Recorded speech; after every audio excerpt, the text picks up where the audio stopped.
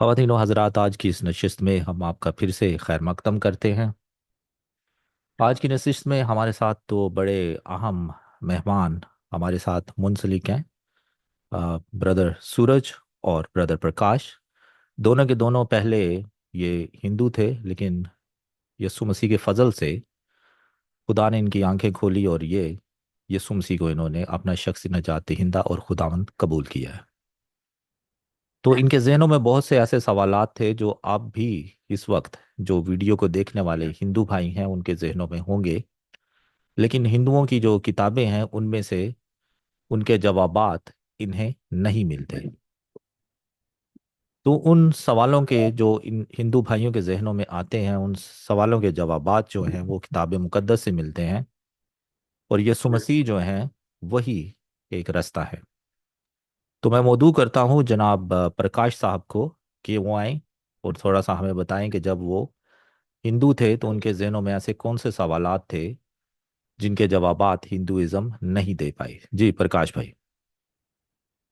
बहुत बहुत धन्यवाद पाशा जी। मैं बहुत ही आभारी हूँ इस वीडियो में जो आपने इनवाइट किया कि हम अपने जीवन से कुछ बातें जो हैं प्रभु ने जो हमारे जीवन में की हैं और हम उसको शेयर कर सके। सबसे बड़ी बात तो ये है मेरी लाइफ में कि मैं प्रभु प्रभु ने मुझे कैसे बदला, मैं इसके बारे में बताना चाहूंगा कि मैं हिंदुइज्म मैं बचपन से ही क्या है, मेरी फैमिली भी और मेरे परिवार भी लगभग आज से बहुत सारी पीढ़ियां हमारी हिंदू में ही ये चल रही थी।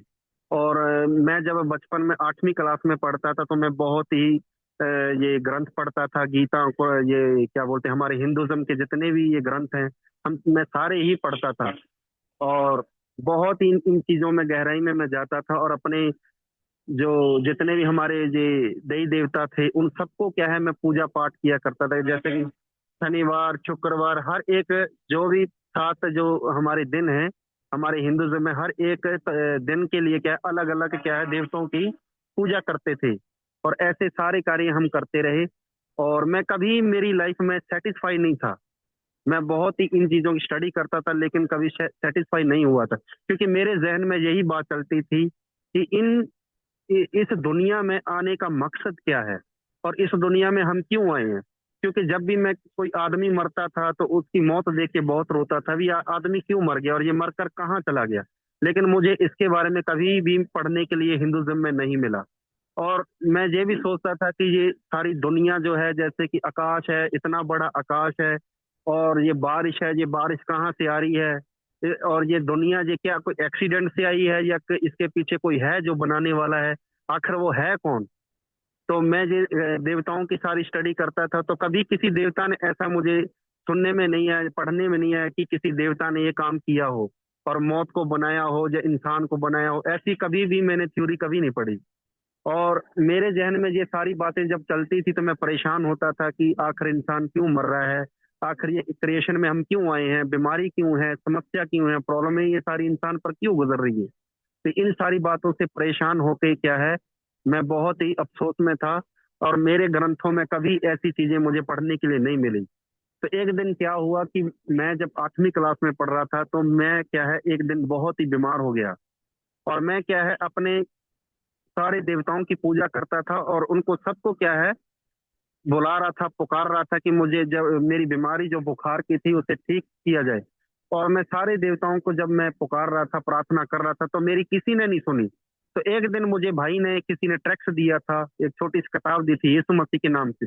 जब मुझे याद आया था यीशु मसीह के बारे में तो मैंने क्या है लास्ट में यीशु मसीह का नाम लेके प्रार्थना की। तो मैंने ये प्रार्थना की कि हे खुदा, अगर तू इस दुनिया का परमेश्वर है तो मुझे अभी ठीक कर। और मैं आज ही अपने जीवन को तेरे सामने क्या है रखता हूँ और अपने जीवन को तुझे सौंपता हूँ और मैं तेरे पीछे चलने की अपनी पूरी इच्छा से चलूंगा। तो मैंने जब प्रार्थना की तो उसी टाइम क्या है मेरी प्रार्थना प्रभु ने सुन ली और मेरा जो बुखार है वो उतर गया और मैं ठीक हो गया। और मैं परेशान और परेशान हो गया और डर गया। और मेरे हृदय में इतनी शांति और इतनी ताजगी महसूस मैं कर रहा था कि मैंने कभी ऐसा जिंदगी में पहले कभी नहीं हुआ। और फिर बाद में क्या हुआ, तो मैंने जब यीशु मसीह को क्या है जानना शुरू किया और मैंने बाइबल ली। और बाइबल में से मैंने जो जितने मेरे सवाल थे कि इस दुनिया को किसने बनाया है और मौत कहाँ से आ गई है, ये सवाल मुझे कभी हिंदुज्म में पढ़ने के लिए नहीं मिले।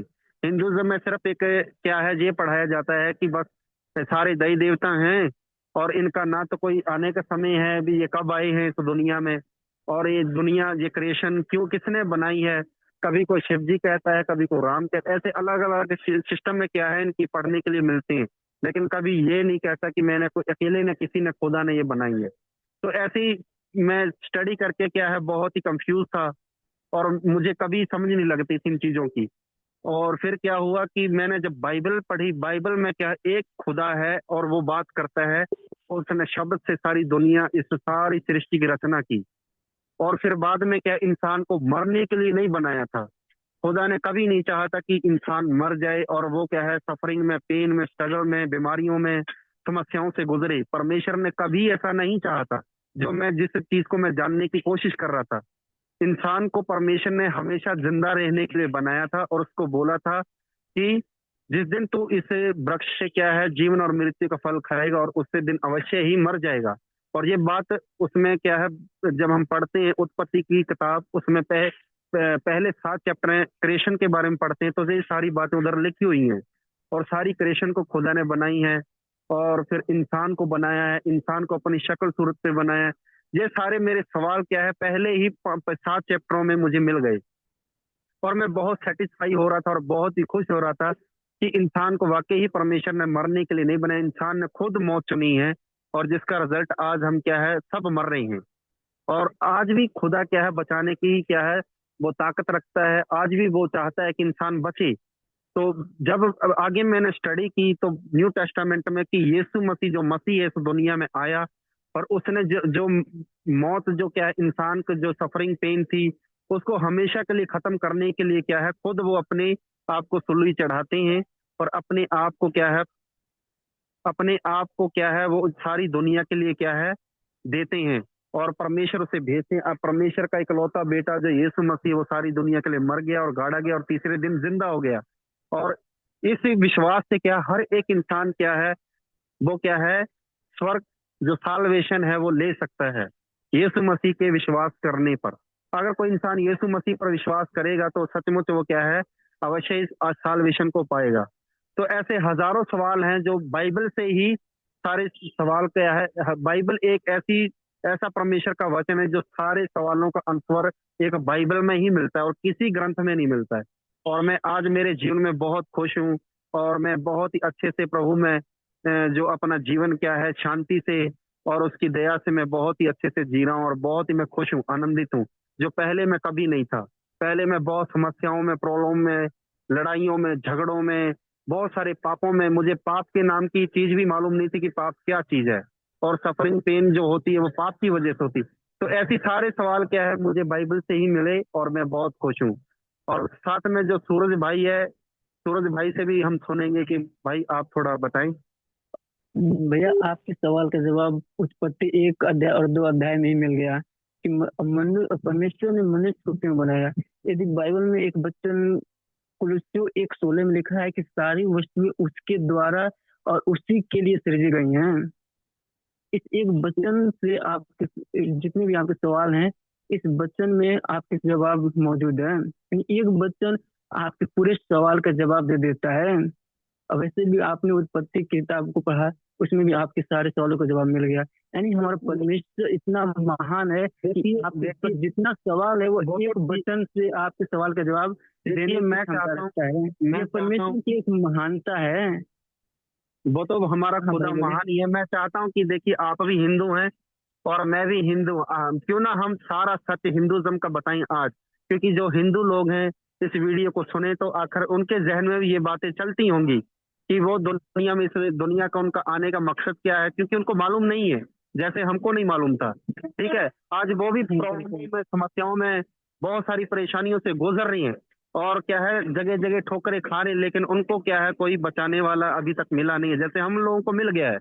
क्यों ना आज हम हिंदुज्म का पर्दाफाश करें कि हिंदुज्म क्या है, हिंदुज्म क्या सिखाता है। सबसे बड़ी बात मैं बताना चाहूंगा हिंदुज्म में क्या हिंदुज्म की हम बताते हैं। सच्चाई सामने लाएंगे, थोड़ा थोड़ा करके आगे बढ़ेंगे। नहीं, सारी हिंदुज्म में चीजें सबसे बड़ी बात ये है कि उसके अंदर क्या पढ़ाया जाता है कि सर्कुलेशन थ्योरी जो सबसे बड़ी बेवकूफी है, वो कहते हैं कि कर्म, जो इंसान जैसा कर्म करेगा वो क्या है, ऐसा ही उसके साथ होगा। ये बिल्कुल बकवास है। और बाद में क्या कहते हैं, हिंदुइज्म में जब पढ़ते हैं ब्रह्मा विष्णु महेश के बारे स्टोरी में। पे हम बात करें, स्टोरी पे हम बात करें। मैं थोड़ा इसको क्लियर कर दूं, फिर आपको टाइम दूंगा। कि मैं आपको ये बताना चाहता हूँ कि हिंदू भाई को सुने इस चीज को, कि देखिए इस चीज में क्या है, ब्रह्मा विष्णु महेश जो क्या है, एक इंसान को, जैसे हम हिंदुइज्म में पढ़ते हैं उसमें भी क्रिएशन है, लेकिन उसमें क्या है, उन लोगों ने क्या है, जैसे जो देवता है उन्होंने एक दुनिया बनाई है, और इस दुनिया को क्या है, एक ग्रह चक्कर में फंसाया हुआ है। एक चक्कर जिसको बोलते हैं सर्कुलेशन थ्योरी। अगर इंसान को पैदा कर दिया तो वो क्या है, सारे जानवर बनेगा बाद में।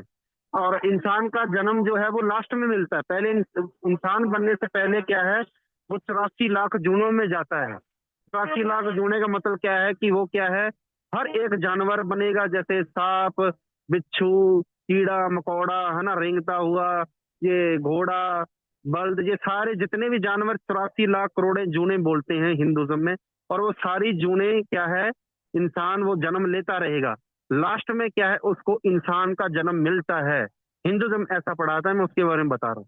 और फिर बाद में जब इंसान का जन्म उसको मिलेगा, फिर क्या है, अगर वो अच्छे कर्म करके मरता है, जो ब्रह्मा विष्णु महेश जो खुदा है उनका हिंदुज्म में, अगर वो अच्छे कर्म करके मरेगा तभी उसका क्या है, सर्कुलेशन थ्योरी से वो इंसान आजाद होगा। अगर अगर वो अच्छे कर्म नहीं करेगा तो भैया वो ऐसे ही मरेगा, तो फिर क्या है, तो वो ऐसे ही घूमता रहेगा। फिर वो मरने के बाद फिर वो क्या है, 84 लाख जनों में चला जाएगा।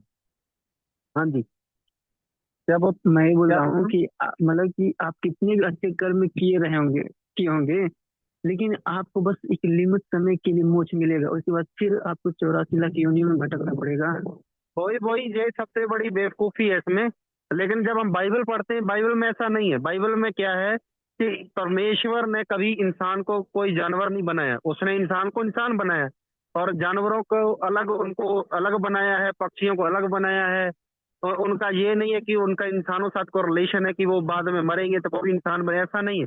पक्षी पक्षी है, जानवर जानवर है, इंसान बाइबल की एक इंसान महानता है। है, जी। बाइबल की एक महानता है कि यदि आपने अपने पापों से मन फिराया और पूर्ण रूप से इसकी मसीह में विश्वास किया और अपने कर्मों को सुधार कर एक अच्छा जीवन जिया, तो आपको अनंत काल का जीवन मिलेगा, एक ऐसा देखिए मोक्ष मिलेगा जब हम जो बाइबल पढ़ते हैं, हमेशा बाइबल हमेशा से बाइबल चलती जब रहेगी। रोमियो की और पत्री में, लेकिन उसमें 3 बाब की, सुनिए आप, जब 3 बाब की हम पढ़ते हैं तो उसमें क्या है, इंसान क्या है, जन्म से ही पापी है। चाहे वो सारी जिंदगी अच्छे कर्म करता भी रहे, है ना, तब भी वो पाप से नहीं छूट सकता। क्यों? क्योंकि इंसान क्या है, इंसान पाप से आया है, और वो पाप में ही क्या है, इंसान मर जाएगा, तो उसका कोई रास्ता नहीं है बचने का। तो इसीलिए यीशु मसीह क्या है, हम पापियों के लिए वो अपनी जान देते हैं। और वो क्या है, पाप से आजादी देते हैं। पाप से एक ही शख्स है जो छुड़ा सकता है। जैसे जब हम प्रेरितों के काम उसका 4 के 12 में हम पढ़ते हैं, उसमें क्या लिखा है कि इस दुनिया में एक ही नाम दिया गया है जो पापों से बचा सकता है, वो यीशु मसीह है। ठीक है। बिल्कुल और कोई भी इस दुनिया में, देखिए अब जब हम रामायण पढ़ते हैं, रामायण में क्या है, जो राम है, ठीक है, अभी वो मान लो वो खुदा है, मान लो मैं भी मानता हूँ खुदा है, ठीक है। तो फिर क्या है, अभी वो क्या करता है कि उसको, जो खुदा है उसको तो सब कुछ मालूम होता है ना। तो जब वो रावण को मारने जाता है तो उसको उसकी मौत नहीं मालूम है कि वो कैसे मरेगी। कि कैसे उसकी ठीक है। मृत्यु होगी, तो फिर बाद में भाई क्या का है, जान ना होता है। हिंदुइज्म में बहुत सारी ऐसी चीजें हैं कि जो कृष्ण था, वो क्या करता था, अभी वो लड़कियां जब नहाती थी तो लड़कियां उनके जो कपड़े है वो क्या है, उनको चुरा कर ले जाता था। जब लड़कियां पानी से, नदी से बाहर आती थी तो उनको देखता था। तो क्या खुदा जो है, इस दुनिया का जो खुदा, वो ऐसे काम करेगा क्या? और बिल्कुल जब नहीं। राम है उसको उस यार, रावण जिस की रावण पे के बारे खुदा में मालूम मान नहीं। करते हैं, वो तो एक बेचारे थे, उसने के साथ क्या किया था? तो ऐसे बहुत सारे काम हैं। वो शारीरिक संबंध बनाए थे। यदि हम वही मैं प्रीति बता के रहा हूँ जीवन कि को बयान शादियां करें, की, बच्चे पैदा किए, और फिर बाद में इन्होंने जंगें लड़ी हैं, एक दूसरे को मारा है। ये जब जितनी रामायण पढ़ते, जितनी गीता ग्रंथ हम पढ़ते हैं ना इनके, उसमें ये लिखा है कि जब जब जब जब कोई इंसान पापी पैदा आए या राक्षस आए तो उनको क्या है, देवता आए उनको, उनको क्या है, मारने के लिए। लेकिन यीशु मसीह क्या है, पापियों को मारने के लिए नहीं आया, पापियों को बचाने के लिए आया। ठीक है। जब जब पाप बदाना तो कोई उन बोल रहा है कि देवताओं ने क्या है, पापियों का नाश किया है। लेकिन बाइबल में क्या है कि प्रभु यीशु मसीह जो है वो पापियों को मारने के लिए नहीं, बल्कि उन्हें जीवन भी निकल आया है। तो सबसे बड़ी बात ये है, हमारे प्रभु यीशु मसीह की सबसे बड़ी बात ये है कि वो पापियों को बचाता है, वो जीवन देता है। और जितने भी आए उन्होंने क्या है, पाप का नाश किया, पापियों का नाश किया, उनको मार दिया। लेकिन यीशु मसीह यहाँ पर जब हम पढ़ते न्यू टेस्टामेंट, वहां पर कभी किसी को मारते नहीं है, किसी को आज्ञा नहीं देते इसको मार दिया जाए। लेकिन वो क्या है, पापियों को गले लगाता है, उनके साथ खाना खाता है और उनको नया जीवन देता है। जो उस पर विश्वास करते हैं उन्हें चंगा करता है, कोढ़ियों को शुद्ध करता है। तो ऐसे काम कभी ऐसे देवता ने, ऐसे पीर ने, ऐसे कभी बाबा ने, ऐसे कभी जिंदगी में मैंने ना काम देखे है, ना पढ़े है, ना सुने है, जो यीशु मसीह करता है। तो इसलिए मेरे जीवन में क्या सबसे बड़ा विश्वास यीशु मसीह पर है, क्योंकि उसने जो काम किए वो कभी किसी देवता ने नहीं किए। आज तक जितने भी आए वो मर गए और दफनाए गए, लेकिन कभी कोई जिंदा नहीं हुआ। लेकिन यीशु मसीह मरा और जिंदा हो गया, और तीसरे दिन क्या है, जिंदा होके वो क्या है, स्वर्ग में भी जाता है। तो ऐसे बड़े बड़े कार्य किए, काम किए प्रभु यीशु मसीह ने। जी सूरज भाई, आप कुछ बोल रहे थे? अच्छा प्रकाश भाई, एक बात मैं थोड़ी वाजे कर देना चाहता हूँ। ये अपने जो व्यूअर्स हैं जब वाच वाच करेंगे तो ऐसा जो हिंदू भाइयों के लिए एक आयत मैं पढ़ देना चाहता हूँ। ये इब्रानियों की पत्री है, इसका नौवां बाब है। जी एक सेकंड ब्रदर, जी। नौवां बाब है और उसकी 27 आयत यहाँ पर लिखा है। और जिस तरह आदमियों के लिए एक बार मरना और उसके बाद अदालत का होना मुकर्रर है, सो इंसान जो है वो सिर्फ एक ही बार मरता है और उसके बाद उसकी अदालत होती है। सो अदालत जो होती है इस बेस पे होती है कि वो शख्स जो है उसने यीशु मसीह को ग्रहण किया था अपनी ज़िंदगी में या नहीं। अगर उसने किया है तो वो स्वर्ग में है, अगर उसने यीशु मसीह को रिजेक्ट कर दिया है तो वो नर्क में है। लेकिन वो आखिरी जी। एक दुनिया की अदालत जो होगी वो यीशु मसीह खुद करेंगे। मुकाशवा की पत्री में हमें मिलता है, बुक ऑफ रेवलेशन में, कि वो एक बड़ा सफ़ेद जी। जो तख्त होगा उसके ऊपर बैठे होंगे और सारे के सारे जो मुर्दे हैं वो जिंदा कर दिए जाएंगे। तो बेहतर यह है हम्म। कि जितने सामाईन हमारी ये बातें सुन रहे हैं वो अभी यीशु मसीह को ग्रहण कर लें, वरना जो नर्क है नर्क में वो चले जाएंगे। तो ये बात बड़ी वाज़ेह है कि इंसान सिर्फ एक ही बार पैदा होता है, बार बार पैदा नहीं होता। जी बिलाल भाई, आप कुछ कहना चाहते थे? जी बिलाल भाई कीजिए बात आप।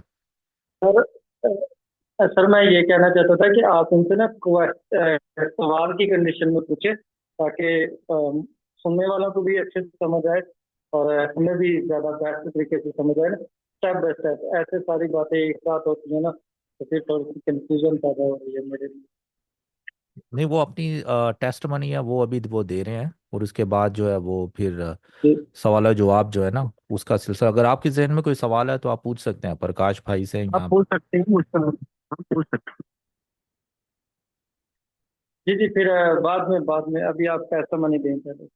नहीं, वो तो होगी, आप सवाल जवाब है, आप पूछ सकते हैं, मुश्किल नहीं।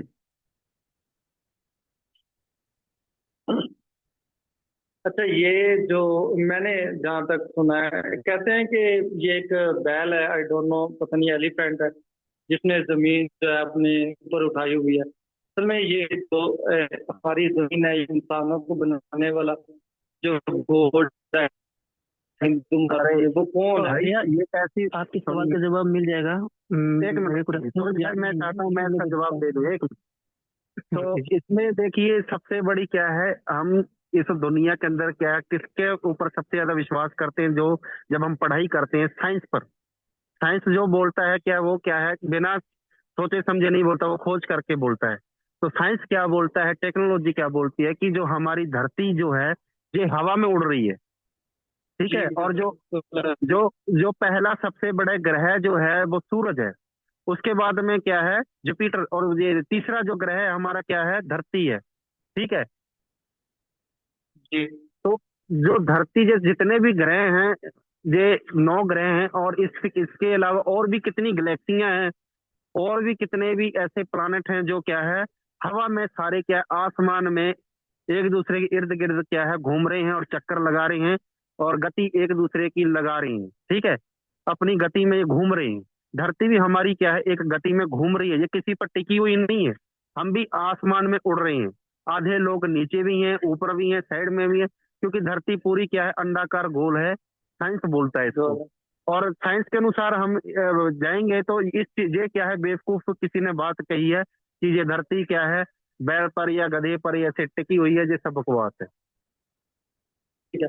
और दूसरा, जैसे कलाम में खुदा में मतलब कि लिखा हुआ है, पैदाइश की किताब में वाज़े लिखा हुआ है कि आदम और हवा ने खुदा की वो फल खा के खुदा की नाफरमान बर्दारी की, और ये पहला जो है ना गुनाह गिना गया था। ये पहला गुनाह खुदा के हजूर उन्होंने किया। तो हिंदू मत में इसको कैसे देखा जाता है? पहली बात तो ये है कि हिंदुइज्म में मौत का ही मालूम नहीं है कि मौत क्यों आई है दुनिया में। ये है ही नहीं। मैंने पूरा हिंदुइज्म पढ़ा है कि हिंदुइज्म में ये चीज बताती ही नहीं है कि इंसान क्यों मरता है। ठीक है, इंसान को मरने के लिए क्यों इस भेजा है, कोई सवाल नहीं है, कोई इसका आंसर नहीं है हिंदुइज्म में। हिंदुइज्म में सिर्फ एक सर्कुलेशन थ्योरी है ये बनाई है, और अगर इंसान सफल हो जाएगा तो फिर क्या है, उसको पता नहीं क्या ऊपर कौन सी जगह मिलेगी कि नहीं मिलेगी। एक है वो टेस्ट कर रही है, लेकिन ये एक क्या है, तमाशा है। अगर इंसान का ऐसा टेस्ट होना चाहिए तो फिर तो बस गलत है ये। और किसी ने सवाल किया था कि मतलब कि बैल की उस सिंग पर पृथ्वी है, तो मैं इसका रेफरेंस मैं ग्रुप में भेज दिया हूँ, मैं पढ़ के सुना देता हूँ, ध्यान सुनना। अथर्ववेद कांड 4 सूक्त 11 मंत्र 1 में लिखा है, संसार रूपी गाड़ी को खींचने वाले बैल रूप परमात्मा ने पृथ्वी को धारण किया। उसने स्वर्ग, अंतरिक्ष तथा पूर्वादि 6 महादिशाओं को भी धारण किया। इस प्रकार वृषभ बैल रूपी परमात्मा सब भुवनों में उनकी रक्षा के निमित्त प्रविष्ट हुआ है। यानी बैल रूपी परमात्मा ने पृथ्वी को धारण किया है, लिखा गया है अथर्ववेद में। यह है आपके सवाल का जवाब। अब आप सोचिए, क्या बैल पृथ्वी को अपने सिर पर रखा है तो बैल किस चीज पे खड़ा है? एक सोचने वाली बात है।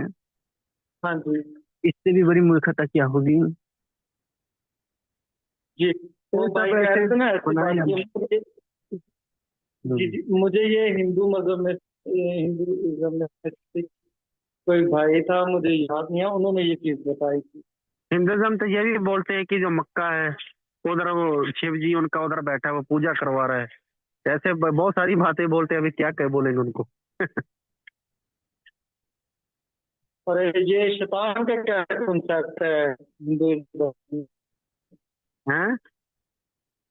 शैतान का जैसे कलाम मुकद्दस में वाज़ेह बयान है कि वो आसमान पर फरिश्ते ने नाफरमानी की, वो जमीन पर गिराए गए। ठीक है, लूसीफर का हमारे यहाँ कॉन्सेप्ट है। तो यहाँ हिंदुइज्म में क्या कॉन्सेप्ट है? देखिए, हिंदुइज्म में ये है कि उन्होंने जैसे कि जो देवता हैं वो सब देवता जो हैं क्या है, वो राक्षस भी इस दुनिया में हैं, वो ये बोलते हैं। और राक्षस जो है, जो पाप और पुण्य, ये सारी चीजें क्या है, इंसान अगर अच्छे कर्म करता है तो वो क्या है, अच्छा इंसान बनता है। और वो क्या है, जो दई देवता हैं उनके पास विराजमान हो जाएगा मरने के बाद। अगर वो नहीं करता है तो वो क्या है, राक्षसों की जून में ऐसे ही चला जाएगा, या वो फिर कोई जानवर ही बनता रहेगा। लेकिन उसकी अच्छी जून कभी नहीं होगी, वो घूमता ही रहेगा ऐसी चीजों में। तो ये बहुत सारी ऐसी बातें हैं जिनको समझने में ही नहीं आएंगी ये बातें। अच्छा क्या प्रकाश है, भाई, क्यों देवता बातें भी, होती हैं।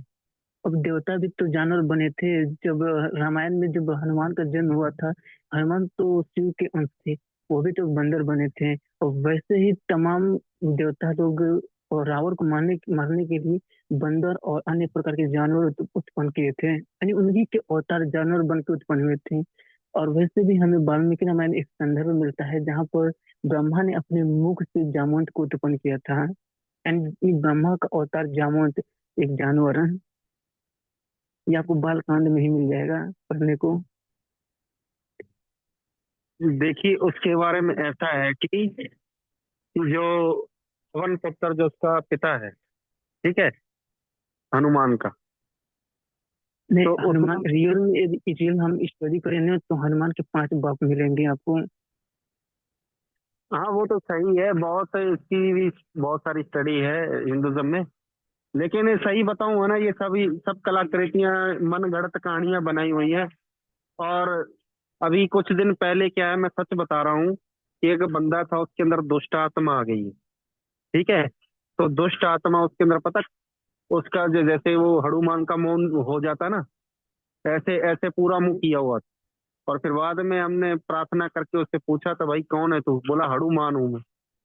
तो बाद में मालूम पड़ा कि ये तो दुष्ट आत्मा है।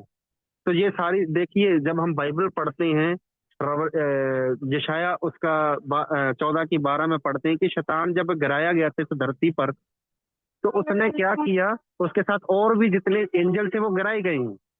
तो ये क्या है, जी सारा लूसीफर का काम है। सुनिए, लूसीफर ने क्या किया है कि उसने क्या है, अलग अलग जितने भी इस दुनिया में जितने भी देवते हैं वो क्या है, सारे लूसीफर के एंजल हैं।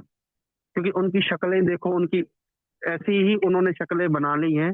और वो क्या है, अपनी पूजा करवा रहा है शैतान जो है इस दुनिया का।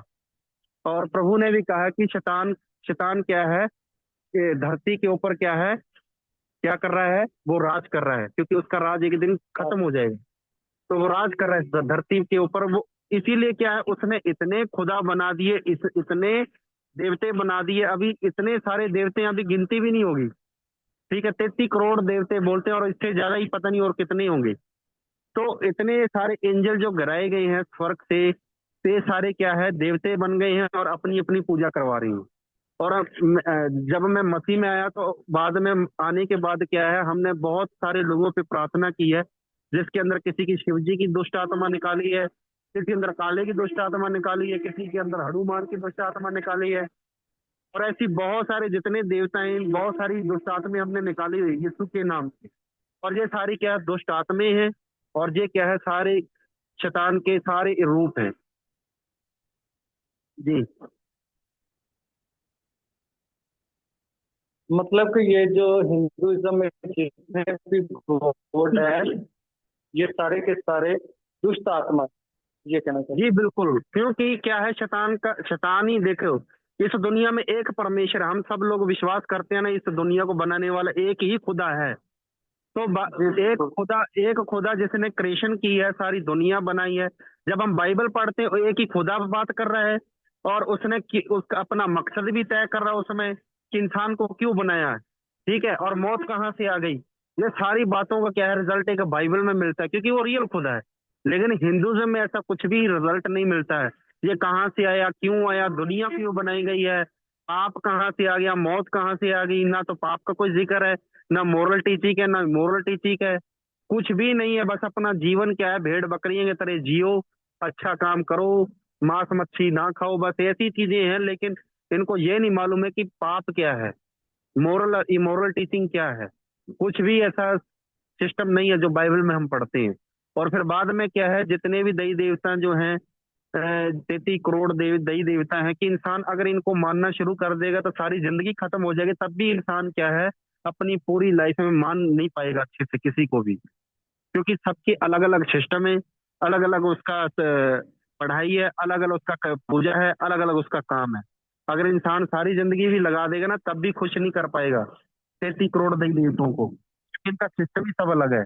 और ये 33 करोड़ देवी देवता जितने भी हैं, ये सब क्या है, दुष्ट आत्मा ही है। क्योंकि ये क्या है, कहाँ से आई है, ये स्वर्ग से गिराए गए ये एंजल हैं। और इन्होंने क्या है, परमेश्वर से क्या है, जब स्वर्ग में क्या है लड़ाई हुई थी, उधर लड़ाई इसीलिए हुई थी क्योंकि शैतान जो था उसने क्या कहा था, जब हम पढ़ते हैं यशाया उसकी 12 की 14 में 14 की 12 में क्या है, उधर लिखा हुआ कि शैतान ने क्या अपना तख्त बनाने की कोशिश की। अपने मन में सोचा कि वो खुदा से क्या है, बड़ा हो जाए, वो खुदा से भी ऊपर चला जाए, और उसका तख्त जो है, उसका जो सिंहासन है, वो बहुत ऊंचे पर हो जाए। ऐसे वो मन में सोच रहा था। लेकिन परमेश्वर ने क्या, उसकी मन की बात है, क्योंकि खुदा ने उसको बनाया था। वो खुदा, अब वो उसको ये नहीं मालूम है ना, खुदा सबको जानता है।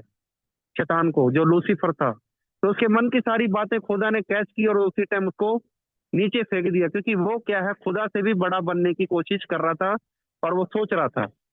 जब नीचे आया तो उसने क्या है, वो जो ग्लोरी हासिल करना चाहता था, जो महिमा हासिल करना चाहता था, जो मन में सोचता था वो स्वर्ग में, आज वो ग्लोरी और महिमा क्या है, इंसानों से ले रहा है धरती के ऊपर। पहले उसने क्या है, इंसान से पाप करवाया, आदम और हवा से पाप करवाया। सबसे बड़ा शैतान ही इस दुनिया का क्या है, सफरिंग और पेन और मौत का जो क्या है, जिम्मेवार वो शैतान है। परमेश्वर ने इंसान को दूसरा मौका क्यों दिया है? इसलिए दिया क्योंकि इंसान जो है वो बहकाया गया है, लेकिन असली जिम्मेवार जो मौत का वो शैतान है, क्योंकि उसने इंसान को क्या है, खुदा से दूर किया है। ठीक है, और उसने क्या किया, इस दुनिया के ऊपर क्या है, इतने देवते बना दिए, इतने खुदा बना दिए, कि ताकि क्या है, इंसान इस पूरी लाइफ में और असली खुदा को जान ही ना पाए, मान ही ना पाए, और वो समझ ही ना पाए।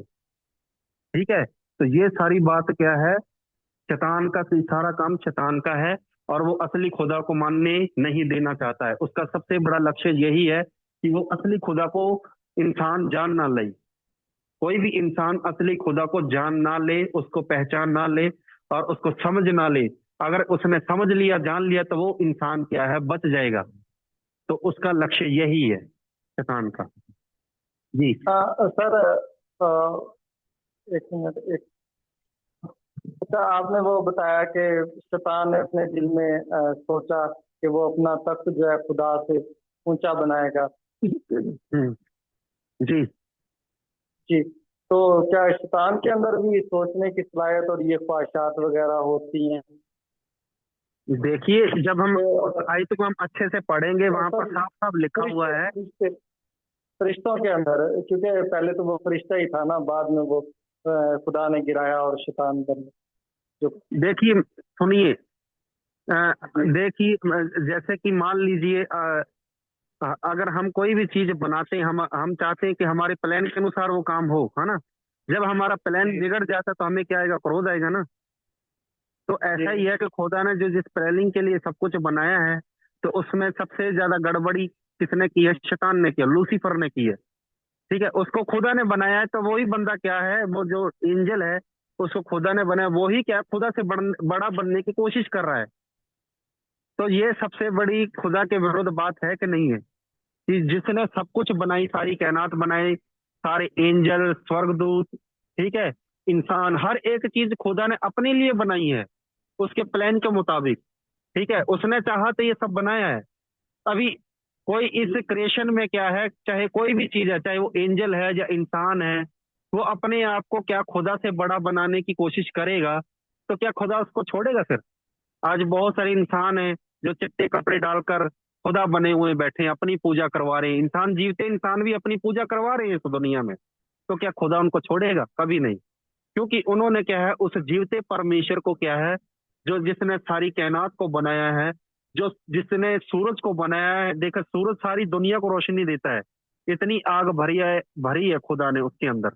और वो जो जिसने सूरज को बनाया, तो वो क्या चीज है, सही है कि नहीं? तो वो सूरज से भी कई गुना अग्निमय है और वो शक्तिशाली है।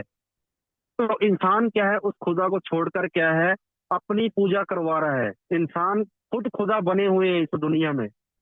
तो ये बहुत बड़ा शैतान का चक्कर है कि इंसान क्या है, जो शैतान जो है, वो इंसानों को भी महिमा देता है अपने अंदर, और वो खुद भी महिमा ले रहा है। लेकिन असल खुदा ने इंसान को अपनी महिमा के लिए बनाया है, लेकिन ऐसा नहीं हो रहा है खुदा के प्लान के मुताबिक।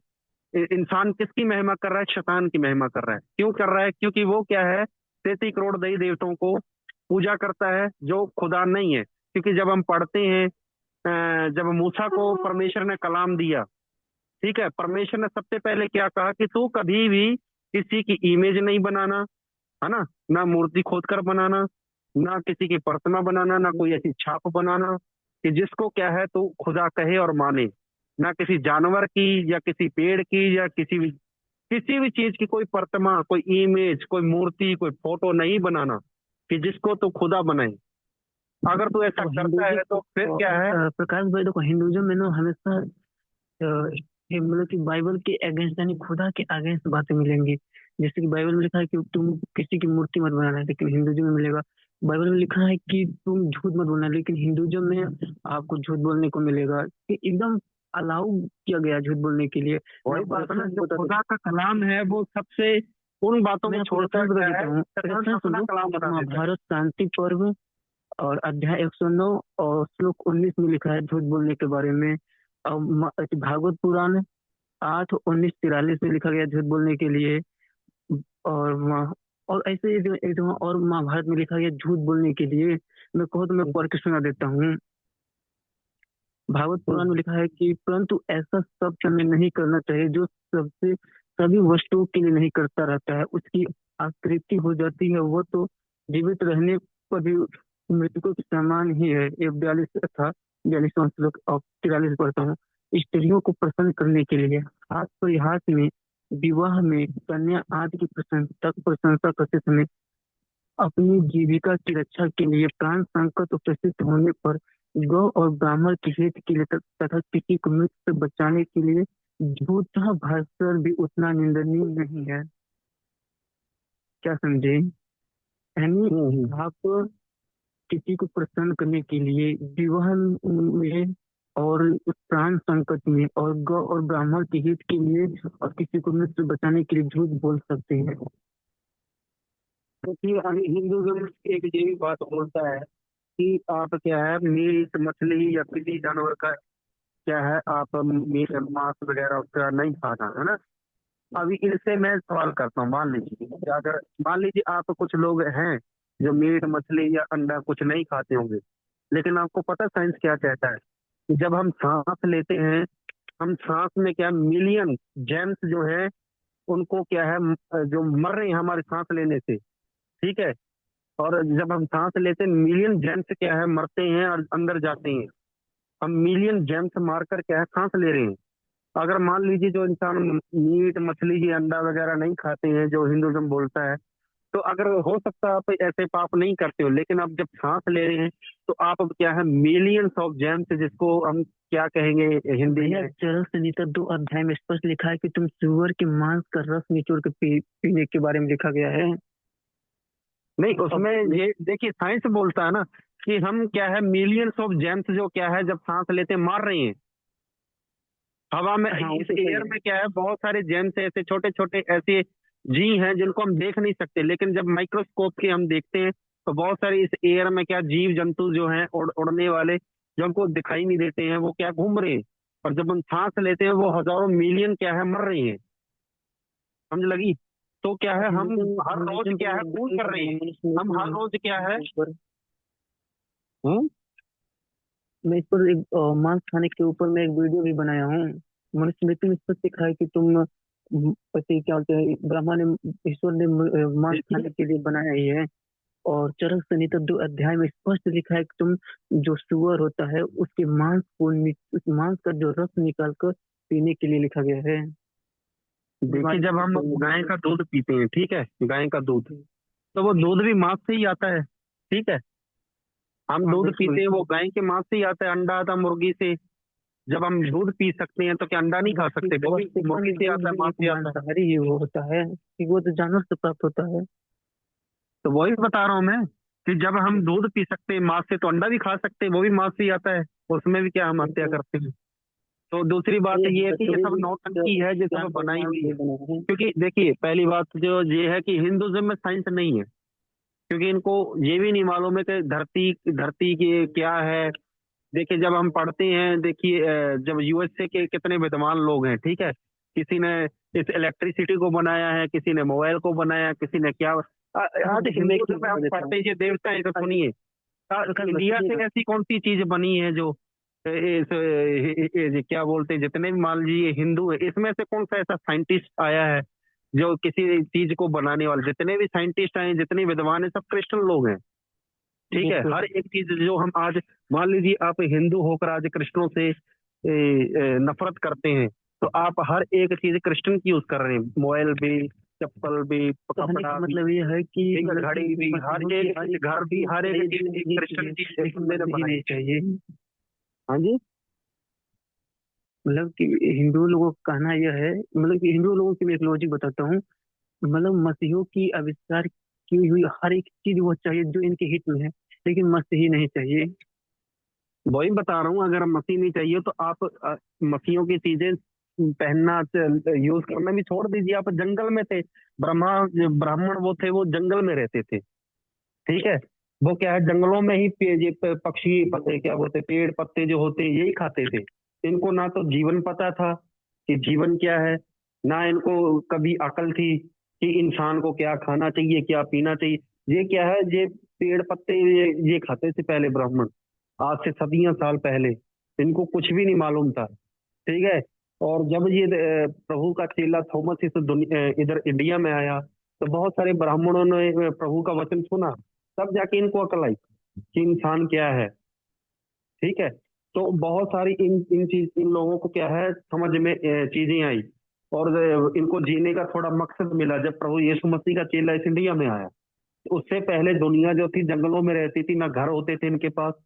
ब्राह्मण जो थे ये क्या है, वही पेड़ पत्ते खाते थे, पेड़ों में रहते थे, उन्हीं पत्तों में ही अपना घर घुर बना के ऐसे रहते थे। और उधर ही भक्ति किया करते थे, उधर ही पता नहीं मिट्टी लगाते थे माथे पर, शरीर पर, और कपड़े भी नहीं होते थे इनके ऊपर, पेड़ के पत्ते पुत्ते बांध के ऐसे रहते थे ये लोग। ठीक है, इनको जीना किसने सिखाया? अंग्रेजों ने। आज से जब अंग्रेज आने से पहले क्या है, ना तो इधर रेलवे थी, ना को कुछ भी नहीं था इधर। अंग्रेज आए तो इनको जीना सिखाया उन्होंने, तो टेक्नोलॉजी दी, तो इनको क्या है, बहुत सारी ऐसी चीजें दी जब जब इनको अकल आई। पहले क्या सती प्रथा थी। हिंदुओं में क्या करते थे कि जो जिस आदमी का जिस औरत का आदमी मर जाता था तो वो क्या करते थे, उस औरत को जिंदा जला देते थे ये हिंदू लोग। तो इन ये लोग क्या है, जानवरों की तरह पहले रहते थे। और जो लोग इनको नहीं मानते थे तो वो क्या करते थे, ये उनको मारते थे, काटते थे, जो इनकी शिक्षा नहीं मानते थे। ये जबरदस्ती मनाया करते थे पहले। तो फिर क्या है, इन लोगों ने जातिवाद का सिस्टम शुरू किया, जातियां बना दी। जो ब्राह्मण अच्छे हैं तो उन्होंने क्या है अपनी अच्छी जाति बना ली। और जो बेचारे जैसे जैसे कोई काम करता है, जैसे कोई रिक्शा चलाता है, कोई कुम्हार है, तो उनको लो कास्ट बना दिया इन लोगों ने। फिर जातिवाद सिस्टम कर दिया इन लोगों ने। तो बहुत ये सारी ऐसी ब्राह्मण जो चीजें। होते थे, सर ये ब्राह्मण जो थे, ये लो जो होते थे, जैसे नीचे वाली जो होती थी टीम, उनको लो उनके कास्ट ये बना दिया गुलाम उन्होंने। होते थे ना। उन लोगों ने ये लो कास्ट बना दिया उनको। जैसे जैसे मान ले कोई, जैसा कोई इंसान काम करता है गरीब है ना, कोई जैसे कि अच्छा काम करता है, या कोई कूड़ा उठाता है, या कोई जूते पॉलिश करता है, जैसे जैसे कोई है ना अपना कोई बुरा काम जैसे करता, तो उसको क्या है इन्होंने लो कास्ट बना दिया ऐसे लोगों को। भी ये सर गिरे हुए लोग मैं हैं, ये ये नीच कह रहा लोग, हूँ, ये दलित लोग हैं। मेरी बात, ब्राह्मण जो थे के नीचे जो दूसरे लो क्वालिटी के लोग थे, वो ब्राह्मण को खुदा तस्लीम करते थे और उनकी पूजा करते थे, ये मैंने सुना है। ठीक। वो क्या करते थे ब्राह्मण जो ब्राह्मण थे, वो क्या है ब्राह्मण पंडितों, को देवता बोलते थे, ब्राह्मण देवता। उनको क्या और है, उसको ये हिंदू लोग के लोग क्या भी है, मानते भी थे। उनसे क्या है पूजा पाठ करवाया करते थे, मंत्र वगैरह, जैसे कि वही लोग क्योंकि वो ब्राह्मण ब्राह्मण जो लैंग्वेज थी है ना, तो उसी में ये मंत्र मंत्र सब ये बनाए थे ये लोग। और उसी में ये सारी स्टडी, ये फिलोसफी ये सारी रची थी। मनुस्मृति के अनुसार वो जो ब्राह्मण होते थे वो देवता के तुल्य होते थे। यदि ब्राह्मण कोई गलती कर देता था तो इस पर कोई भी कानून लागू नहीं होता था, इसे कोई भी दंड नहीं मिलता था। यदि कोई क्षत्रिय या वैश्य शुद्ध कोई कानून तोड़ देता था तो उसको दंड मिलता था, लेकिन ब्राह्मण को कोई दंड का प्रावधान ही नहीं था। ऐसा अरे है नहीं, ये भी सच, ब्राह्मण को देवता तुल्य है।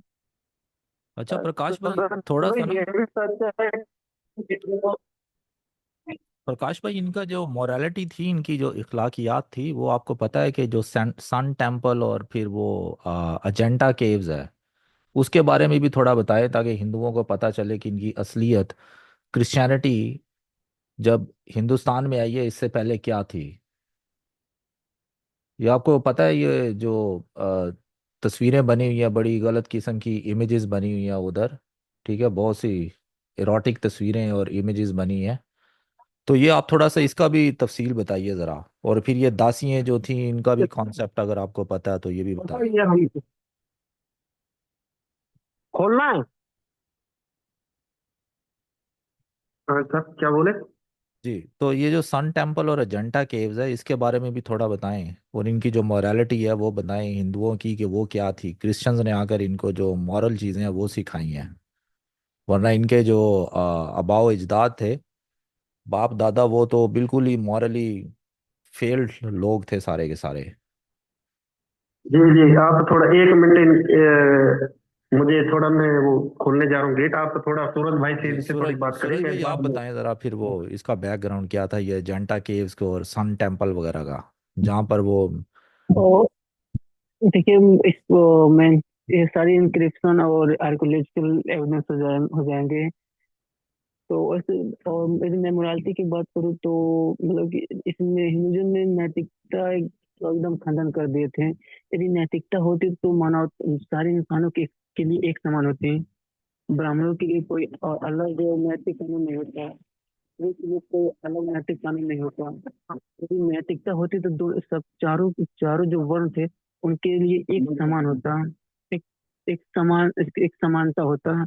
लेकिन ऐसा नहीं था। ब्राह्मणों के लिए एक अलग नियम कानून थे। ब्राह्मण कोई गलती कर देता था तो उसको उसको कोई दंड ही नहीं मिलता था। और इसके अलावा तीन वर्ग थे जो ब्राह्मण क्षत्रिय वैश्य उसमें इन लोगों के लिए अलग कानून व्यवस्था था। तो नैतिकता न की कोई चीज ही नहीं था, ऐसा कर सकते हैं। जो कंडीशन था एकदम, जो मानवता का एकदम तहस नहस कर दिए थे। और वैसे भी इन लोगों को अधिकतर सारी चीजें मसीहों ने ही दी है। यहाँ पर प्रिंटिंग प्रेस मसीहों ने लेकर आया, और जो आज किताबें छप रहे हैं इंडिया में। और लोग कहते हैं कि मसीहों ने भारत के लिए क्या किया, मसीहों ने ऐसी ऐसी चीज भारत के लिए किए हैं। तो इनके पे लोग पास जवाब नहीं होगा यदि पूछा जाए तो। और सवाल तो मसीहों पर लगाते हैं, लेकिन जवाब इन लोगों के पास खुद नहीं होता है। जी, वैसे भी मुस्लिम और ये जो हिंदू हैं दोनों के दोनों नाशुक्री कौमें हैं। सिख सिख भी इसी में आ जाते हैं। तो ये नाशुक्रे लोग हैं, इन्होंने हाँ। कभी क्रिश्चियंस की जो एफर्ट्स हैं उनको अप्रिशिएट नहीं किया। क्रिश्चियंस ने इनको एजुकेट किया, इनको जो सिस्टम और जो भी इनको एटलीस्ट इंसान बनाया है। ये सब ह्यूमन थे पहले, इनकी हाँ, सोच भी, और अब भी जो है ये सब ह्यूमन ही हैं। कुछ ऐसा इनका कंट्रीब्यूशन नहीं है दुनिया की तरक्की में। बिल्कुल बिल्कुल। देखिए, ना तो कोई इन्होंने कोई चीज बनाई है। सिखों की बात कर लो, ना इन्होंने कुछ बनाया, ना मुसलमानों ने कुछ टेक्नोलॉजी में। ठीक है। कभी कोई ऐसी टेक्नोलॉजी नहीं है जो इनके इन्होंने बनाई हो। एक चीज बता दीजिए मुझे। बिल्कुल भी जीरो है ये। और अभी भी सिर्फ लड़ाई, देखें। इन्होंने क्या बनाया, रिलीजन बनाए, लड़ाइयाँ झगड़े, एक दूसरे को मारो बस। श- प्रकाश भाई देखिए, कुछ लेकिन कुछ क्रिश्चियन ही है जिन्होंने सारी चीजें क्या क्रिएट की। अभी भी देखें कुछ ना। हर धर्म एक तो चीज ऐसे को हैं क्या है जो भी हम आज देख रहे हैं, हाँ कोई भी चीज टेक्नोलॉजी से लेके, प्रेस से लेकर, कूलर तक, एसी तक, कोई भी चीज देख लो, सब क्रिश्चियन लोगों ने ही बनाई है। जी जी, जितनी एड वगैरह मिलती है वो भी सारे क्रिश्चियन ही देते हैं इन दोनों को। बिल्कुल। जी ऐसे ही है। और मैं आपकी सलामती हूँ प्रकाश भाई और सूरज भाई। एक सवाल है, आप ये बताएं कि ये जो कॉन्सेप्ट है कि बैल के ऊपर पूरी दुनिया जो है वो खड़ी हुई है, तो ये बैल जानवर जो है यानी ऑक्स, इसी के बारे में क्यों है ऐसा हिंदुइज्म में? इस वाले जानवर को या गाय को ये लोग क्यों इतनी अहमियत देते हैं? जैसे कि वेद में लिखा है कि पृथ्वी बैल की सिंग पे, वैसे ही रामायण में लिखा है कि जो पृथ्वी है वो हाथ हाथी के मस्तक पर है। जब जब हाथी हिलती है ना तब भूकंप आता है। और वैसे ही इसी महाभारत में लिखा है कि उसमें जो पृथ्वी है ना वो सर्प यानी सांप के फन पर है। पहले पृथ्वी हिलती डुलती थी। जब सांप के फन पर पृथ्वी को रखा गया तो हिलना डुलना बंद हो गया। ये शिक्षा जी, मैं जहाँ तक जानता हूँ, देखो, गाय को भी इतना अहमियत देते हैं, गाय के गोश्त अगर कोई मुस्लिम खा ले वहाँ इंडिया में उसको ये कत्ल कर देते, मतलब कि गाय का क्या कॉन्सेप्ट है, क्यों इतनी ज्यादा अहमियत? देखिए सिस्टर जी, पता क्या है, ये पहली बात तो ये है कि ना तो इन बातों का कोई रिजल्ट है, और ना ही किसी के बारे में कोई लेखक का मालूम है या किसी ने लिखी है। ये सब अपनी अपनी फिलोसफी ने, किसी ने कोई जो मन में आया तो लिख दिया, बस यही है। तो अभी हम जो साइंस टेक्नोलॉजी, जो दुनिया जो हम पढ़ते हैं जैसे कि साइंस के बारे में है ना, तो वो क्या बताता है कि हर एक ग्रह क्या है। साइंस, ये साइंस के अनुसार हर एक ग्रह क्या है, हवा में घूम रहा है। तो ना कोई बल्ब है ना। पहली बात तो ये बल्ब है एक। प्रकाश में थोड़ा मतलब कि थोड़ा डाइवर्ट हो जाएगा। तो देखिए, हम बाइबल में पढ़ते हैं अय्यूब 36:5 में लिखा है कि पृथ्वी बिना किसी सहारे के आकाश मंडल में है। वो बिना किसी तेज के है।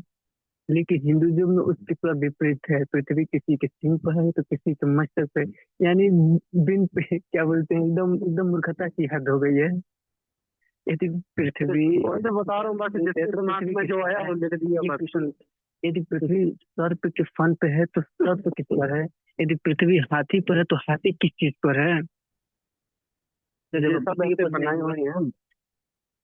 अच्छा, बाकी एक और रियलिटी ये जैसे कलाम मुकद्दस में है कि मिस्र से जब बनी इसराइल निकल कर आ रहे थे तो क्या मिस्र के जो मिस्र में जो मज़ाहिब थे वो उनका कोई लिंक है हिंदुइज्म से? क्योंकि जब बनी इसराइल बियाबान में आए, मूसा गए कोई सीना पर खुदावन के पास काम लेने, तो पीछे से इन्होंने बछड़ा बना लिया। तो क्या ये हिंदुइज्म से वाले लोग कोई बीच में जो है वो उनके साथ मिक्स मल्टीट्यूड जो आ गए थे वहां से निकल के, क्या उनका कोई ताल्लुक हिंदुइज्म से था? काफी कुछ कर सकते हैं, जैसे कि उधर क्या बोलते हैं, ज्यूस था, मतलब कि बिजली का देवता था। वैसे हमारे इंडिया में इंद्र है, बिजली के देवता। उस तरह अरे की वो इंद्र था, देखो मेरी बात सुन, कितने मेरी बात सुन, 1500 की ईस्वी बात है, 15 नहीं, हाँ 16 1400 की बात है ये, ठीक है। 14वीं शताब्दी में क्या है, पता नहीं कौन सा बंदा था जो यूएसए में था, उस बंदे ने एक्सपेरिमेंट किया कि जब भी वो बादल जो होते थे, तो बादलों का जो जब होता था, क्या बोलते ये, जोर जोर से बिजली पैदा नहीं होती जब बादल टकराते हैं, तो उस बंदे ने क्या है वायर छोड़ दी थी बहुत सारी बड़ी ऊपर आसमान की ओर लटका के। तो वो क्या है करंट की खोज कर रहा था बंदा, ठीक है। तो एक दिन क्या है उस वायर में करंट पकड़ लिया, और उसने पता नहीं एक क्या चीज थी जिसके जरिए उसने उस चीज को टेस्ट किया करंट को। तो फिर क्या उसने भी देखा भी ये पानी ऊपर क्या चीज टकराई ऊपर जो ऐसे जो नीचे करंट पैदा हो गया, ठीक है। तो जिस बंदे ने करंट इलेक्ट्रिसिटी बनाई है ना, तो उसने पता नहीं कितने साल खपाई की है जब जाके इलेक्ट्रिसिटी बनी है, और वो बंदा क्रिश्चियन था, ठीक है। उसका नाम है, मैं अभी बता देता हूँ सर्च करके।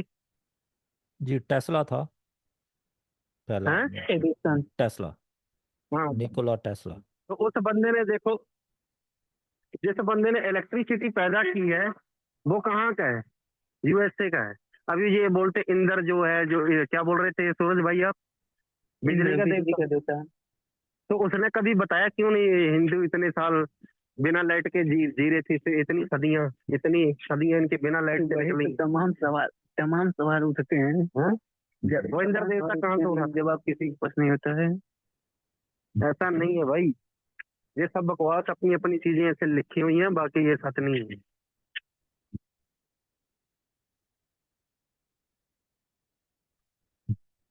अच्छा प्रकाश भाई, यहाँ से आप बताएं ज़रा थोड़ा सा, गुफ्तगू को आगे बढ़ाते हैं कि हिंदू के, एक आम हिंदू जो इस वक्त सुनेगा हमारी वीडियो को, उसके जहन में क्या सवालात हैं, ताकि उनके जो जहन में सवाल हैं उनके जवाबात दे दें हम, और उनको ये बताएं कि जो रास्ता है वो यीशु मसीह है। जी।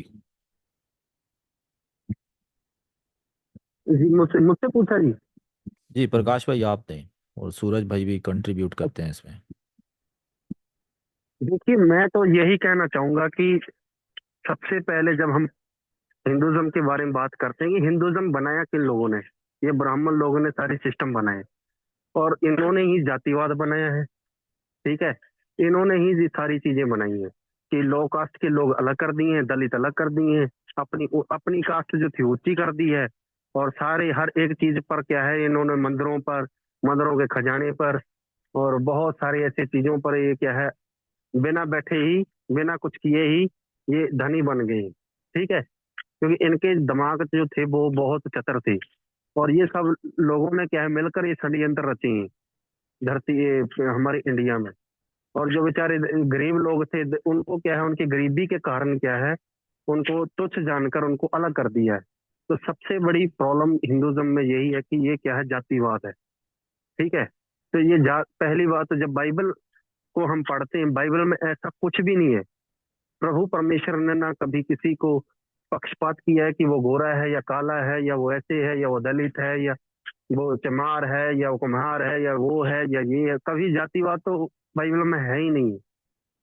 बाइबल सिर्फ एक बात बोलती है कि इंसान क्या है परमेश्वर के बेटे बेटियां हैं, ठीक है। और उसने क्या है इंसानों से बहुत ज्यादा प्रेम किया है। और सबसे बड़ी बात क्या है कि परमेश्वर ये कहता है कि इंसानों से खुदा इतना प्रेम करता है कि उसने अपना इकलौता बेटा क्या है संसार के लिए दे दिया है। जब हम पढ़ते हैं 3:16 में यूहन्ना में, उधर क्या कहता है खुदा, क्या है ये कहता है कि हर एक इंसान के लिए खुदा ने अपने आप बेटा दिया है।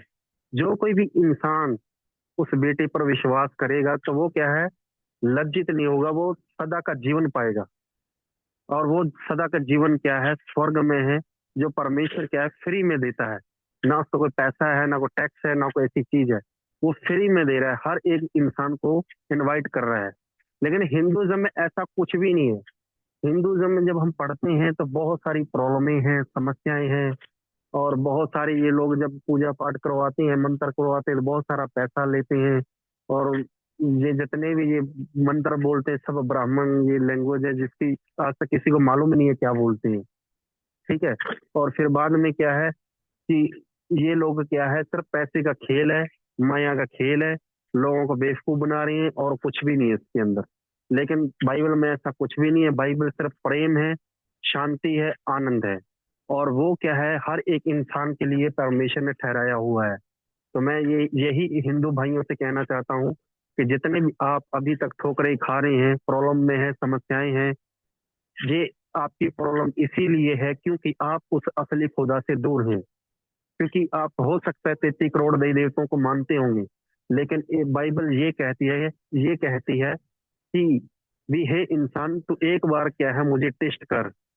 बाइबल कहती है कि एक बार यहोवा को टेस्ट कर कि यहोवा कितना भला है। तो उस खुदा को एक बार टेस्ट कर।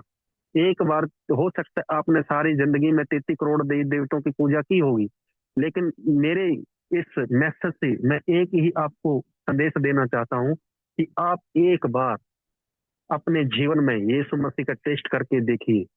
सिर्फ एक दिन चर्च जाके देखिए, एक बार बाइबल पढ़ के देखिए।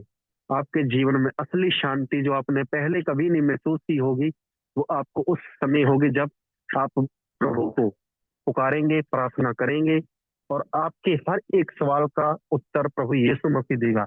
और आपके हर एक प्रॉब्लम को, समस्या को, आप किसी भी टेंशन में हैं, आप किसी भी बीमारी में हैं, आपको वो चंगा करेगा। आपको उसी वक्त आपको उत्तर देगा। मैं ये विश्वास करता हूँ कि मेरे साथ मैं खुद हिंदू हूँ, और मेरे मेरे अंदर भी एक दिन बीमारी आई थी। और मैं क्या है, जब सारे देवताओं को मैं पुकार रहा था, मेरी किसी ने नहीं सुनी, मेरी सिर्फ यीशु मसीह ने सुनी। और मैंने जब कहा कि हे खुदा, तू इस दुनिया का खुदा है, हे प्रभु यीशु मसीह, तो आज मुझे चंगा कर, मुझे बुखार से आजाद कर। तो जब मैंने ये प्रार्थना की तो मैं उसी घड़ी बिल्कुल चंगा हो गया। मैं सच कह रहा हूँ। आप भी हो सकता है बीमारी में है, प्रॉब्लम में है, समस्या में है, कर्जे में है, किसी बड़ी भयानक बीमारी में होंगे। तो हो सकता है आप आस तोड़ चुके होंगे, अपनी आशा छोड़ चुके होंगे। हो सकता है आप सोच रहे होंगे कि अभी कोई बचा नहीं सकता आपको, लेकिन मैं आपको यही बताना चाहता हूँ, आपको एक है जो बचा सकता है, एक है जो आपको जीवन दे सकता है, वो यीशु नासरी है। आप एक बार यीशु मसीह से प्रार्थना करके देखिए, तो प्रभु आपको जल्दी चंगा करने वाला है। जी। जी बहुत शुक्रिया। अच्छा सूरज भाई और प्रकाश भाई, थोड़ा सा मजीद बता दें कि ये जो एरियन आए थे यहाँ पर, आर्य लोग, उनका क्या इन्फ्लुएंस था हिंदुइज्म, और क्योंकि उससे पहले वो द्रविडियन थे, द्रविडियंस की क्या रिलीजन था, और फिर ये एरियन जो है आर्यंस, इनके आने से क्या होता है?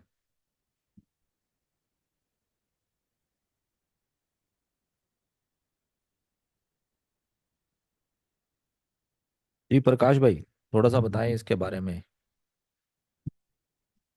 सूरज भाई, हाँ भाई। बताइए कुछ आर्यन के बारे में। वो आर्यन तो उधर चलते हैं, उधर इराक साइड, इराक और ईरान साइड से इधर आए थे। जो वही आर्य लोग थे जो ब्राह्मण थे, इधर आए थे और इधर ही बस गए। ये हिस्ट्री से रिलेटेड हो जाएगा, तो मैं हिस्ट्री पर नहीं जाना चाहता हूँ। तो मैं इस चीज को बताना चाहता हूँ कि यदि हमारी जो गुफ्तगू हुई है, तो एक इसको कोई हिंदू सुनेगा तो उस पर क्या प्रभाव पड़ेगा। तो सबसे पहले कि हिंदू लोग अपने ग्रंथों को पढ़ते नहीं हैं। लगभग 97% हिंदुओं ने अपनी धर्म ग्रंथों को पढ़ लिया है। वो लोग सुनेंगे कि यही उनकी जान आएगा कि मैं झूठ बोल रहा हूँ। ये यहाँ इस गुफ्तगू जो हो रहा है वो एक, मतलब कि इसमें अधिकतर बातें झूठी बोली गई हैं, उन लोगों को ऐसा ही लगेगा। तो सबसे पहले मैं ये कहूंगा कि भाई आप अपने धर्म ग्रंथों को पहले पढ़िए, पुराणों को पढ़ लीजिए, वेद को पढ़ लीजिए, जो रेफरेंस में दिया हूँ उसको क्रॉस चेक कीजिए कि उसमें क्या लिखा गया है। यदि उसके पास भी आपको कुछ कंफ्यूजन हो सकता है तो आप मुझे मैसेज कर सकते हैं, या हमारे यूट्यूब चैनल पर कमेंट करके अपनी ओपिनियन रख सकते हैं।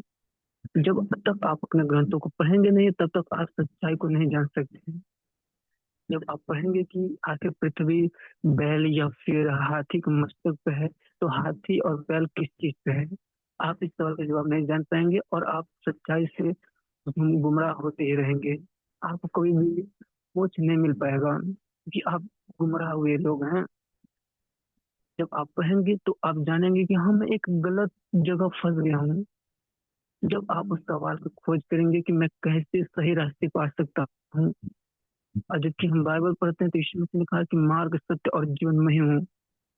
आपको को सत्य पर आने के लिए आपको रिसर्च करना पड़ेगा, आप लोगों से गुफ्तगू करना पड़ेगा, या फिर किसी भी रिलीजन के लोगों से आप बात कीजिए। किसी परमेश्वर किसी के भी द्वारा आपको मार्गदर्शन करा सकता है कि आप सही रास्ते पा सकते हैं। ऐसा नहीं है कि आप मसीहों से ही बात करें, आप अदर रिलीजन से भी बात करके वहां पे उनके भी धर्म ग्रंथों के बारे में जान सकते हैं कि उसमें क्या लिखा है। जब तक आप कुएं के मेंढक की तरह हैं, यदि आप जब तक कुएं से बाहर नहीं निकलेंगे तब तक आप असल सत्य को नहीं जान सकते हैं। असल सत्य को जानने के लिए आपको रिसर्च करना पड़ेगा। आप बाइबल कुरान या फिर अपने वेद पुराण रामायण महाभारत को पढ़िए, तब आपको असल सच्चाई पता चलेगा। और मतलब एक कर सकते हैं, आप टेस्ट कीजिए कि मतलब कि कौन सी पुस्तक ऑथेंटिक है, बाइबल कुरान वेद।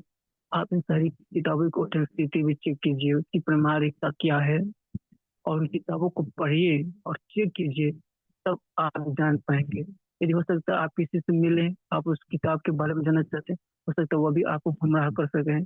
यदि आप किसी मुसलमान आपके करीबी दोस्त है, आप उसके पास गए, आप उससे रिलीजन को लेकर बातचीत किए, हो सकता है आपको गुमराह कर दे। तो आप अपना कॉमन सेंस लगाकर धर्म ग्रंथों को पढ़िए और चेक कीजिए कि जब तक आप पढ़ेंगे नहीं तब तक आप जानेंगे नहीं। जी बहुत शुक्रिया तो बस भाई आप इसे कर दीजिए। आपका। और प्रकाश भाई, आप आखिर में आप ऐसा करें कि हिंदू भाइयों के लिए जो आप बाइबल में से कुछ वर्सेस पढ़ दें, ताकि उन्हें ये पता चले कि यीशु मसीह जो है वही रास्ता है, और यीशु मसीह ये नहीं चाहते कि कोई भी इंसान जो है वो हलाक हो, मरे, बल्कि हर शख्स जो है उसकी तौबा हाँ, तक नौबत पहुंचे। शुरू हम लोग उसी बात से किए थे कि आखिर परमेश्वर ने मनुष्य को क्यों बनाया। नहीं आपको इस्लाम में मिलेगा इसका जवाब, नहीं वेद और रामायण और महाभारत में मिलेगा। इसका जवाब आपको बाइबल में मिलेगा, जो मैंने शुरू में ही बता दिया। आप पहले उत्पत्ति 1 या 2 अध्याय पर पढ़िए, उसमें मिल जाएगा। और नहीं तो फिर कुलुस्सियों 1:16, आपको एक ही वचन में आपके सवाल का जवाब मिल जाएगी कि सारी वस्तु उसी के द्वारा और उसी के लिए सृजी गई, यानी सब कुछ संसार में जो कुछ भी है सब परमेश्वर के लिए और परमेश्वर के द्वारा ही बनाया गया है। जी थैंक यू प्रकाश भाई। आप ज़रा हिजकियल की किताब, इसका 33वां बाब और इसकी 11वीं आयत पढ़ दें, और फिर एक और आयत मैं आपको देता हूँ वो भी। हिजकियल उसका बाब नंबर 33 और वचन नंबर 11। जी मैं अभी देखता हूँ।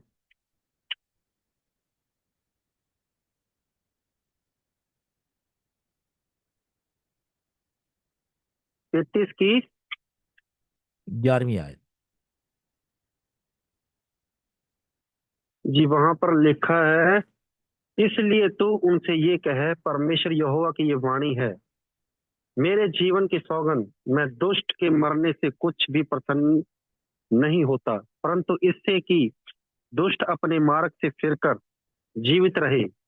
हे इस्राएल के घराने, तुम अपने अपने बुरे मार्ग से फिर जाओ, तुम क्यों मरो। जी तो जी इस बहुत अच्छी वर्ष कही है कि क्योंकि परमेश्वर ये चाहता है कि कोई भी इंसान क्या है ना मरे। परमेश्वर कभी नहीं चाहता है कि कोई इंसान मरे, नाश हो जाए, नरक में चला जाए, कभी नहीं चाहता। जी इसके अलावा दूसरा पतरस उसका 3रा अध्याय और इसकी वचन नंबर 9 पढ़ दें ज़रा। दूसरा पतरस तीसरा दूसरा अध्याय और पत्र, वचन नंबर 9। दूसरा के तीसरा, दूसरा पतरस अच्छा दूसरा, नहीं चैप्टर दो दो है कि तीन। चैप्टर नंबर 3 है। 2 पीटर अच्छा चैप्टर तीन, नंबर 3 वर्स तीन नंबर का 9। 9। प्रभु अपनी प्रतिज्ञा के विषय में देर नहीं करता, जैसी देर कितने लोग समझते हैं, पर तुम्हारे विषय में धीरज धरता है और नहीं चाहता कि कोई नाश हो, वरना ये कि सबको मन फिराव का अवसर मिले। जी, तो इसकी जो हर एक इंसान को परमेश्वर चाहता है कि अवसर मिले। तो जितने भी गुनहगार लोग हैं, वो भगवान, बाइबल का भगवान ये नहीं चाहता कि वो मरें, उसको कोई खुशी नहीं मिलती उनकी मौत से। तो वो यही चाहते हैं कि सारे लोग जो हैं वो ज़िंदगी हासिल करें, और ज़िंदगी जो है उसको एक ही शख्स देता है, वो यीशु मसीह देते हैं। तो यूहन्ना की अंजील उसका 14 बाब और उसकी 6 आयत जो है, ये भी पढ़ दीजिए, ताकि हमारे जो दर्शक हैं उन्हें ये पता चल सके कि किताब मुकद्दस की जो तालीम है वो क्या है।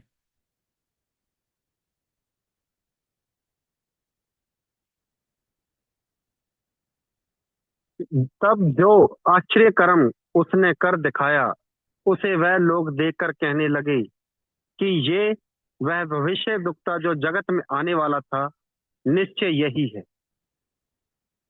ये यूहन्ना की अंजील इसका 14वां बाब और इसकी 6 आयत। अच्छा, 14वां।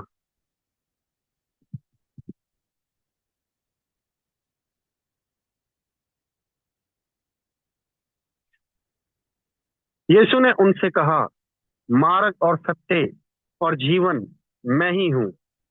बिना मेरे द्वारा कोई पिता के पास नहीं पहुंच सकता।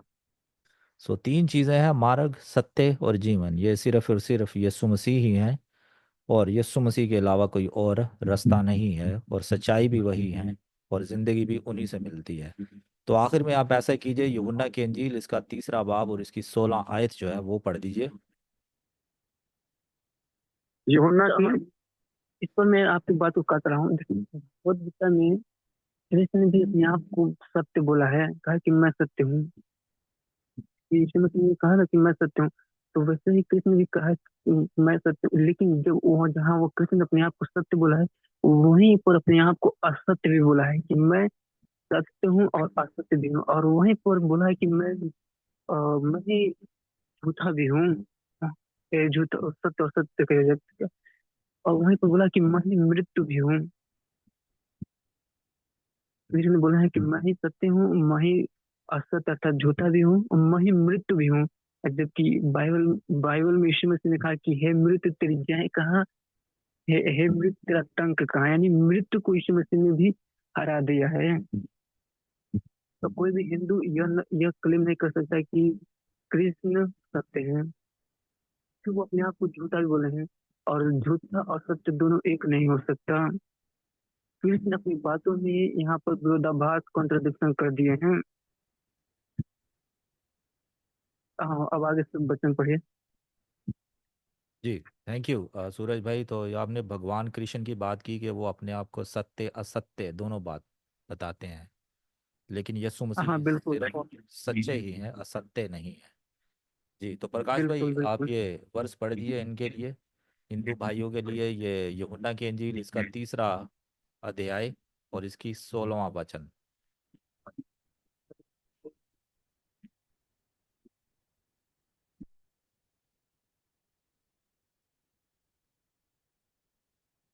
क्योंकि परमेश्वर ने जगत से ऐसा प्रेम रखा कि उसने अपना इकलौता पुत्र दे दिया, ताकि जो कोई उस पर विश्वास करे वह नाश न हो, परंतु अनंत जीवन पाए। जी, तो हमारे जितने दर्शक हैं उन्होंने ये सुनी आज की गुफ्तगू, तो उम्मीद है आपने कुछ ना कुछ इससे सीखा होगा। तो हमारी भगवान से यही प्रार्थना है कि भगवान आपकी आंखें खोले और आपके दिल का जो पर्दा है उसको हटाए, ताकि जो सत्य है, जो यीशु मसीह है, उसको आप जान सकें, और उसको ग्रहण करके आप ये हमेशा की ये जीवन जो है वो ले सकें, और आप जिस गुलामी में, शैतान की गुलामी में है, उससे आपको यीशु मसीह ही आज़ाद करेंगे। तो आप दोनों भाइयों, आमीन सूरज आमीन। भाई और प्रकाश भाई, आपके भी हम बहुत मशकूर हैं, आपने कीमती वक्त दिया और बहुत बहुत हमारे जो धन्यवाद। दर्शक थे उनसे बातचीत की। तो दर्शकों से हमारी ये अनुमति है कि वो जो कमेंट सेक्शन है उसमें ज़रूर कुछ ना कुछ लिखिएगा, जो भी आपके सवालात वगैरह होंगे, जो भी आपके जहनों में चल रही है बात, तो सब बातें ज़रूर लिखिएगा और उन पर हम जो है वो गुफ्तगू करेंगे और आपके जितने सवालात जी होंगे जरूर, उनके कोई भी जवाब हम हिंदुज्म से देंगे। रिलेटेड क्वेश्चन है आप पूछ सकते हैं, कोई भी हिंदुज्म से रिलेटेड कोई क्वेश्चन है आप पूछ सकते हैं, हम उसका जरूर उत्तर देंगे। जी तो बहुत शुक्रिया। तो भगवान आप सबके साथ हो, आप सबकी सहायता करे। तो जो नेक्स्ट वीडियो होगी उसमें फिर हमसे फिर से मिलते हैं।